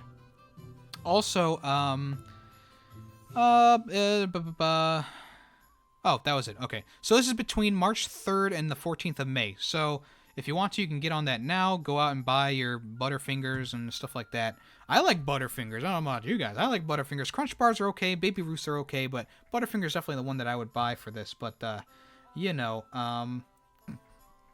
it's not like I buy them every day. Because Butterfingers, they get everywhere, you know? Like, you take a bite, it just explodes, right? But yeah, it's kind of interesting. As I said here, in the past, they did a thing with cup noodles, which are like the dollar noodles for something in the past, which is kind of funny. So, you know, kind of a funny little crossover there. Final Fantasy X Butterfinger. All right. New games have been confirmed that are coming to the PlayStation Now service, and they're officially been announced. So you have Control, Shadow of the Tomb Raider, and Wolfenstein 2, The New Colossus, along with Dead or Alive 5, Last Round, NASCAR Heat 3, Knights of Azure 2, Bride in the New Moon, Romance of the Three Kingdoms 13, Tokuden 2, Tokuden Kiwami, and Warriors All-Stars. And also, PUBG is going to be extended indefinitely on the service. Oh, if that's not a selling point, I don't know what is. Ting! Here's the button, stupid noob. Anyways, so that's all available on PlayStation Now if you want to. I have Control. I've not played much of it. I've liked what I've seen. Wolfenstein 2 was pretty good, and Shadow of the Tomb Raider I played about 2 hours of, and I got distracted. So it's one of those games I gotta get back to. But yeah, good lineup there with those three in general. These ones can't. I mean, I could care less about NASCAR. Oh boy, NASCAR! Get her done! Oh Jesus, kill me now. Destiny 2. The new Season of the Worthy is starting next week, and it brings back the Trials of Osiris, which is from Destiny 2 early on, I think, right? If Shinobi Nando was here, he'd tell me. But yeah, let's watch the trailer for that, I suppose, because what else do I have to do? How's the audio, guys? Let me know how the audio is. The Cabal were defeated at the Sundial. But now, they have nothing left to lose. Cabal have taken out the primary engine. It's like they want this thing to drift off into space forever. Not forever. Uh-oh. Bungie! Guardian, the Almighty is plummeting towards the last city. Oh. We have no way to stop it. So yeah, it's one of When those it comes to it, kind of things. we Guardians must be the ones to make a hard choice. Arm the ancient warhead. Activate its arsenal. They're showing off some new enemy types. Find every advantage. New exotic weapons. Empower every ally. New activities. Flex every skill. New PvP mode. Oh, I have been waiting for this. And Trials of Osiris is returning. Maybe that's from the first game. Is that from the first game? I'm not sure. I played the first game. I didn't play in the DLC, though. Whoa, watch out. You swoop in like a bird of New emote. Oh, boy. Are you worthy? Maybe? Destiny 2 Season of the Worthy. So that's a new thing coming out. It begins March 10th. Do I have any interest in it? No. I just wanted to tell you guys about it because I know there's a lot of people who like Destiny 2. Okay. I'm sure someone out there has got a boner right now. All right. Talking about more games I don't care about. Division 2. The Warlords of New York DLC is available on all consoles and platforms. It's available for $30 or £24. Euro? That's euro. £24. Euro? It's the new level cap is 40, and there's new missions which will take you through a campaign with the objective of taking down Aaron Keener, who is a ex-agent. And the end game has been expanded to take advantage of 3-month seasons that should provide more new content than ever, along with new exotic weapons, armor, skills, and blah, blah, blah, blah, blah. It's an addition to this looter shooter. If you don't recall, they were giving away this game for about $3 on all platforms, and the DLC is available now if you want to check that out. The first game took place in New York, so maybe I might check it out. I don't think I will, though, because I was not a fan of the original game. Like, Destiny 1, the main campaign was pretty good, and I enjoyed it, and we played through it multiple times. This game, the main campaign was sloppy, rushed. I just didn't like it, and it's all about the end game, right? And I just don't like that kind of thing because I'm playing the game for the story and for the loot and stuff like that.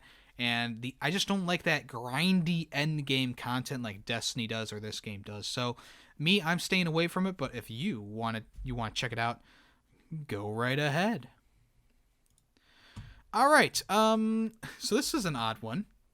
A furry adventure is coming to a Nintendo Switch near you. So the game, it has been funded on Kickstarter, or it's almost ready to be funded. Right now it's $44,000 out of the $50,433 goal. And it just went up. It just went up on live stream. Oh my god. Now there's 507 backers. There's 26 days to go. I'm not going to read through all the different tiers. It's pretty much the basic tier is the $25 tier, which will get you a free download code for the game. It's supposed to be coming out around October 2021.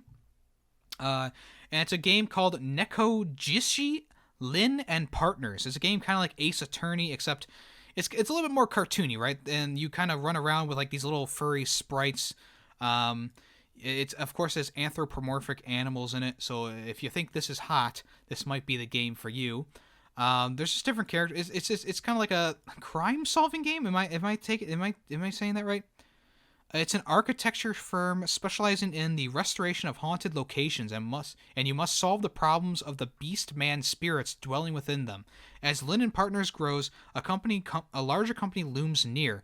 Lio and others must uncover their motives. And okay, so it's not like Ace Attorney, but it's still kind of like Ace Attorney in some ways. Let's read the description here. Explore Taiwan and uncover the secrets of a spiritual world in a cute narrative-focused adventure RPG. Interact with characters to learn more about their world and find info along the way. Face off against the spirits and debates using collected info to help bring them to your side. So it's kind of like a narrative-driven type story. I forgot to turn off my camera light.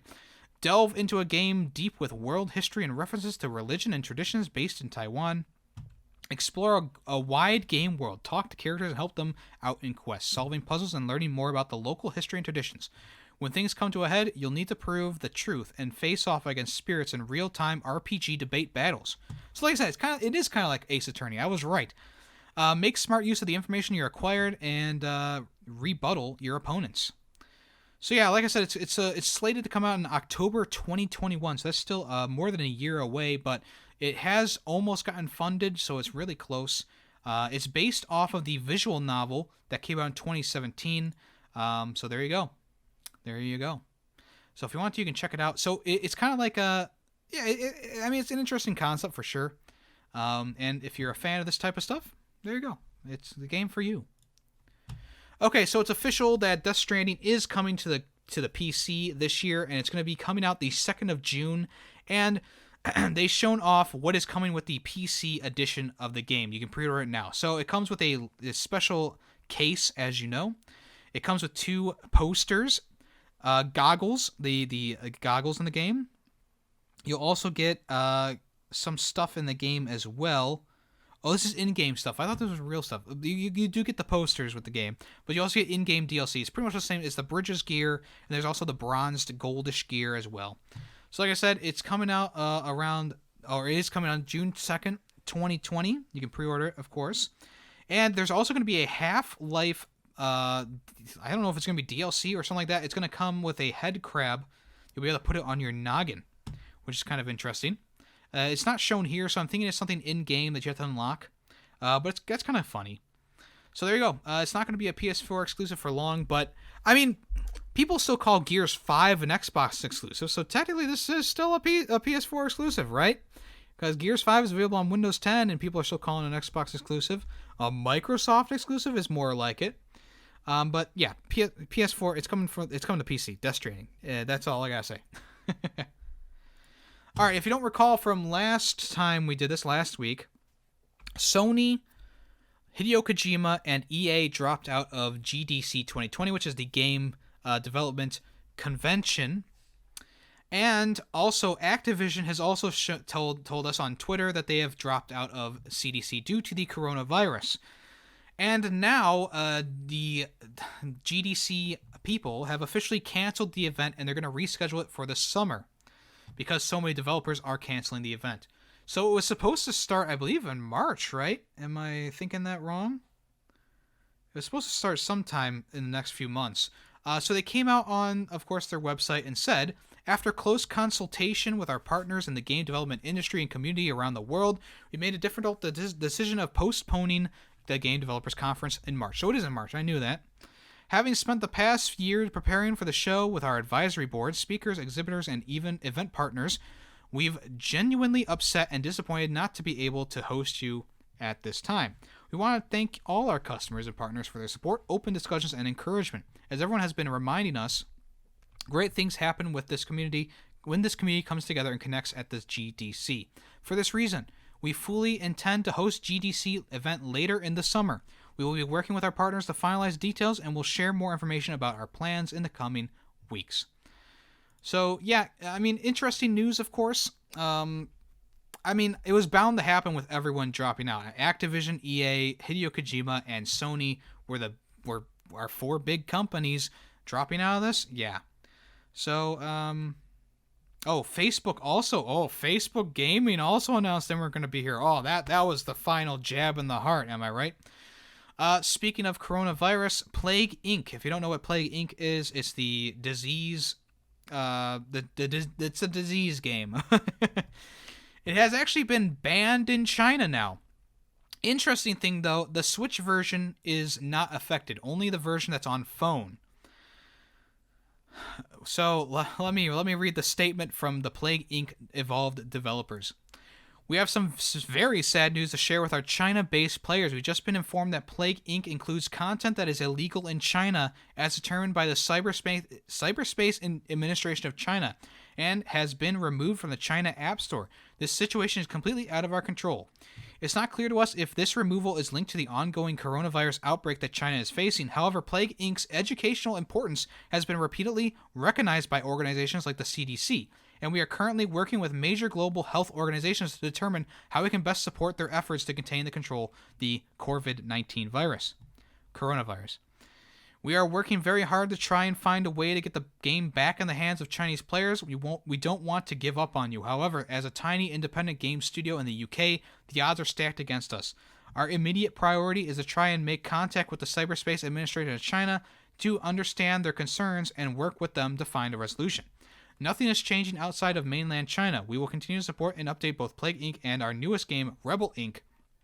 on all platforms, whilst also working hard to try and find a way to bring Plague Inc. back to China players. So, this is interesting. It's interesting. I'm pretty sure this is linked to coronavirus. There's no way. I think that the base virus you can get in the game is the coronavirus, if I'm not... Or, I don't remember. I haven't played it in a while. I have it on Steam, so I'll probably play it eventually. But this game isn't, like... Even though they tell you it's the best place to start the virus is in China, it's weird that it's been banned in China now. I think there's a link there. I do think there's a link there. For the most part, though, I didn't see this coming. I don't think the developers even saw it coming. I mean, they didn't even get anything said from China. They didn't even get any information from China. They just took it down from the App Store, which is interesting to me. So yeah, we'll develop update. I mean, it is a fun little game. You know, I can't lie. It's a fun little game. You kind of, manage your bacterias and virus and stuff like that. The expansions were cool, like the Planet of the Apes one and the zombie one. So sad news for the people of China. All right. Next, I'm just going to talk briefly about this. Sony is possibly considering a PS5 wireless charging system for their controllers. There was a patent that was shown off with all the stuff on it. Let's see what it looks like. So, like the back button patent. No, this isn't what it is. Never mind. I thought there was something else. Anyways, wireless charging for your controller. Now, the only reason I don't want this is because when I charge my controllers, usually I'm playing with the controllers, right? There's rarely times where I charge my controller and I'm not playing a game or I don't want to play a game. So wireless charging would make it so that the controller couldn't be in use while it's playing, I'm pretty sure. But it's an interesting thought. I do think that they need a better charging system because my PS3 charging cable and the ports at the back of my controllers are flaky, and so is my PS4 as well. The controller keeps wanting to register as a headset for some reason, so it won't charge when it's thinking it's a headset. It's very weird. I don't have a solution for it. So wireless charging may be the thing that'll fix those kind of problems, but also it'll cause maybe a few more problems with people not being able to play their games while their controllers are charging. Just something to think about. Alright, big news for people who are fans of Ducktales. Woohoo! The remastered version of the game is returning to digital storefronts, including the Wii U shop. Asterix, not coming to PS4 or anything like that. It is available now again on PlayStation 3, Xbox 360, Xbox One via the backwards compatibility, Wii U, and Steam. So it is back. It was taken down last year in August for unknown reasons, probably because of licensing issues or something like that. And the game is now officially back, and you can play as the wonderful Scrooge McDuck in the Journey of the Century. It is a fun game. I played it myself. I had it actually downloaded on my PS3 this entire time, and I was waiting to sell it so that, I could get big bucks. No, I'm just kidding. But yeah, it's one of those things that's like, why did it go down? I guess we'll never really truly know, but it is back up, so if you want, you can purchase it, play it, all that kind of stuff. It was about 8 months that it was gone, so yeah, that's about August, right? That's about August. So yeah, it's back. There you go. I'm sure it'll release on, I don't know. I just shouldn't say. Okay, so Shovel Knight Dig, which was, I believe it was shown off at the Yacht Club, little video that was not too long ago. It's not going to arrive until 2021, they say. So, that's really all I have for this article, guys. I was going to talk more about it, but I think that's all I have for this article. So on Yacht Club's website, they posted a picture of the new bug catcher guy. It says, this bug-loving spelunker is never to be found without his loyal Beto partner at his side. With the power of their teamwork as well as some specially modified armor, Hive Knight has the capability of to fly and battle just like an insect. Hive Knight is sure to bug Shovel Knight when the Blue Burrower dares to set foot in their entomological enclave. What the fuck? So yeah, Shovel Knight Dig coming 2021 has been officially reported. We'll see. We'll probably get more information about it as it comes closer. Sorry, I don't have more information on that. Also, same kind of scenario. Wonderful 101 Remastered. It's coming out in May in North America and Europe as well. In Japan, it's coming out in the 11th of June. So in North America, it's coming out the 19th of May. In Europe, it's coming out the 22nd of May. And in Japan, it's coming out the 11th of June, which is actually slightly later, which is kind of weird because isn't this a Japanese game? Anyways, the Kickstarter is still going, and right now it is at... Oh, hold on. Kickstarter. It's at 1 mil... Holy shit, 1 million... It's almost at $2 million right now. Holy crap, and it just went up a little bit more. They've reached their goal, guys. We don't need to give them any more money. Anyways, I'm sure most of that money is going to go to the next game they're developing. I don't know. But anyways, that's the news for Wonderful 101. Also, this is old news. But Brawlhalla and Tomb Raider are combined. Lara Croft is joining the game as a playable character. The event was actually at PAX. You could play this. You could play as her at PAX. But it's coming out with patch 3.57.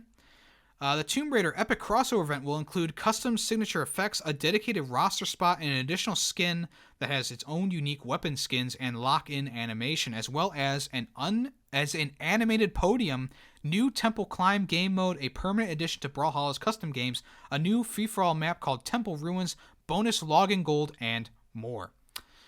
So yeah, I believe that's already available now. Like I said, they were showing off at PAX, and this is kind of older news, so I'm just gonna kind of skip past it because, you know, if I report on older news, people dislike my shit.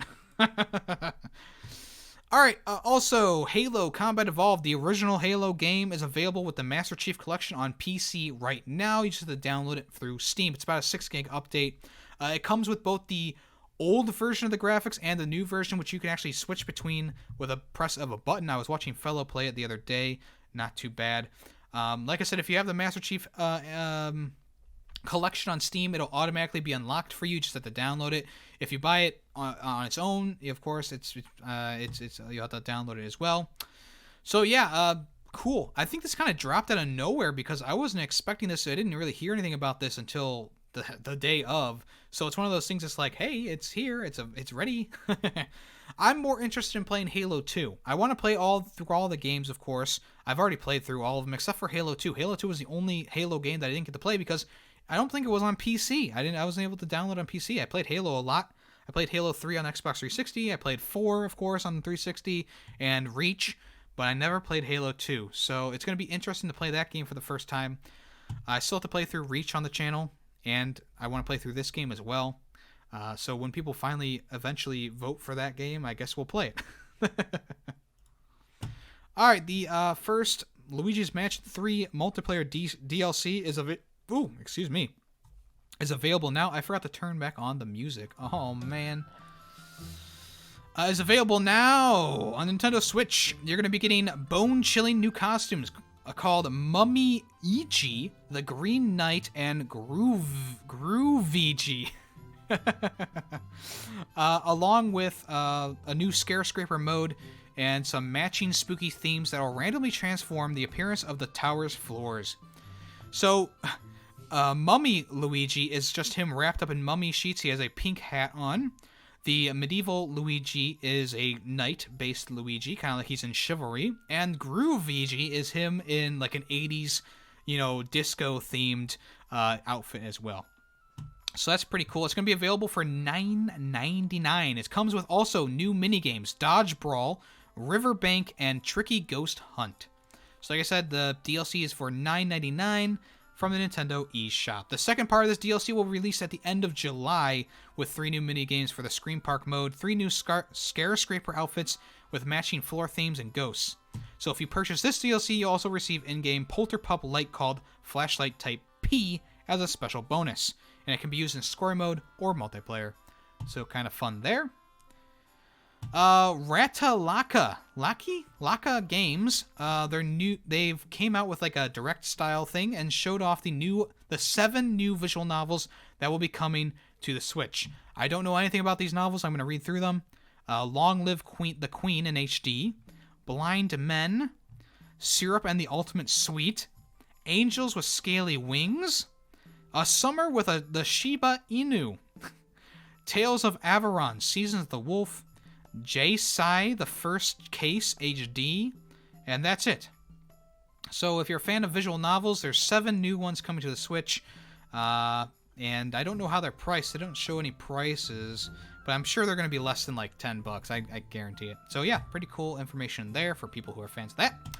Also, there's a new Twin Stick shooter called Hyper Parasite, which is coming out the 3rd of April to all platforms, PS4, Xbox, Switch, Steam. Let's watch the announcement trailer right meow. This looks kind of interesting. Like I said, it's a twin stick shooter, so we'll see how that looks. Bigger! Faster! Harder? Whoa. Blobbier? I don't know if I like the visuals in this game. Snatch a new host body.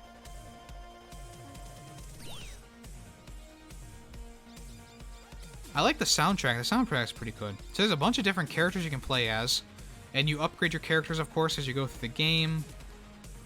Upgrade. Ooh, that's in your face. Looks like there's... Is it a multiplayer mode? Maybe not. So yeah, it's kind of like any other twin stick shooter where you point the controller, the joystick where you want to shoot, and then you can shoot in any direction. Looks like that's a boss fight. No, there's another boss fight. Kind of reminds me of Fury or something like that. It's just, the visual style, it doesn't look very appealing to me right now. I like the 80s theme, though. You guys know I'm a sucker for 80s. But yeah, there you go. It's coming out the 3rd of April. Let's see the features of the game. So it's a unique twist on the genre. Jump from one host body to another. Over 60 different characters to control as host bodies. A unique retro 3D pixelated aesthetic. Survive 5 acts of periodically generated grungy-looking levels where secrets are hidden around every dark corner. Tentacles, too. Trouble loves company. Bring a mate and deliver twice the carnage in local co-op mode. Original Beast, served by Van Reeves and Joe Cataldo, delivering a thumping score with a pulsating synthwave bassline punctuating every snatch and kill. The games will be available for about $18 from publisher Cubic Games. It's coming out the 24th of March at EU and in North America. And if you pre-purchase before the 18th of April, you're going to get a 33% discount and 50% discount for Cubic Game customers. And the 12th of April, you get a 33% discount in North America, and the 18th you'll get a 50% discount as well. So, it looks kind of interesting. I like the look of it. No, I don't like the look of it. I like the 80s style stuff that it has, but I don't like the main look of the graphics of the game. It just doesn't look that appealing to me. I like the concept, though, so I may check it out. I may check it out on sale. And finally today, there's a new N64 mod that's combining the worlds of Super Mario 64 and Banjo-Kazooie. So before, there was a Banjo-Kazooie in Mario 64. Now it's Mario 64 in Banjo-Kazooie. So the first level... Gumbo Spiral Mountain. I don't know why I was going to say Mumbo. Spiral Mountain is available. I don't know if it's available. But the guy who does the mods was able to do the whole level with 12 jiggies and all the collectibles. And the guy's name is Emmanuar, and the YouTube channel you can watch this video at is called K's Emmanuar. So essentially, we're not going to watch the whole thing. It's a 3-minute video, but he's showing the training level. It's really weird because the music notes aren't the same. It's all Mario sound effects and stuff like that. He's intending to port every single level to Mario 64. So what he's showing off is just Spiral Mountain. It's not the official first level of the game. It's just the training level. So he's looking to get to Mumbles Mountain and all that stuff later on. Pretty interesting though. It's kind of interesting. I don't know, because I don't know, guys. I don't know about this one. I like the idea of Banjo-Kazooie and Mario 64 more than this, but, you know, what can you do? But it's a cool concept for sure. Shinobi Nando, hold on. Cha-ching! I got a mask while I was at PAX East. I also got a free collector's edition. I talked about it earlier. I'm not going to reiterate, but I will be uploading this on Friday. So if you want to listen to it then, you can. But yeah, lots of cool stuff from PAX, and I'm glad that we finally got the mask. Oh, jeez, it's falling over the place. I showed off a bunch of stuff I got from PAX, so you might be interested because a lot of them are collectibles, free collectibles. Anyways, that's going to be it for this episode. It was a longer episode because we talked so much about PAX. It was a great vacation, a great time on Fubar Ferret, which will probably come out next week. I'm going to talk about just our adventures in Boston in general, kind of the stuff we did, stuff like that. So if you want to, you can check that out next week. I think that's it. I think that's it for this episode of Ferret 64. Thank you everyone who came around to the episode, including Coco Gamer, Shinobi Nando, the John Baker, Chaotic Punisher, Arc 35, and also big thanks to Cursed Titan for the raid and Coco Gamer for hosting. I appreciate you guys. Everyone else who's lurking, I appreciate you as well. I hope you all have a great rest of your day. I am YemmytheFerret, and I am out of here. See y'all.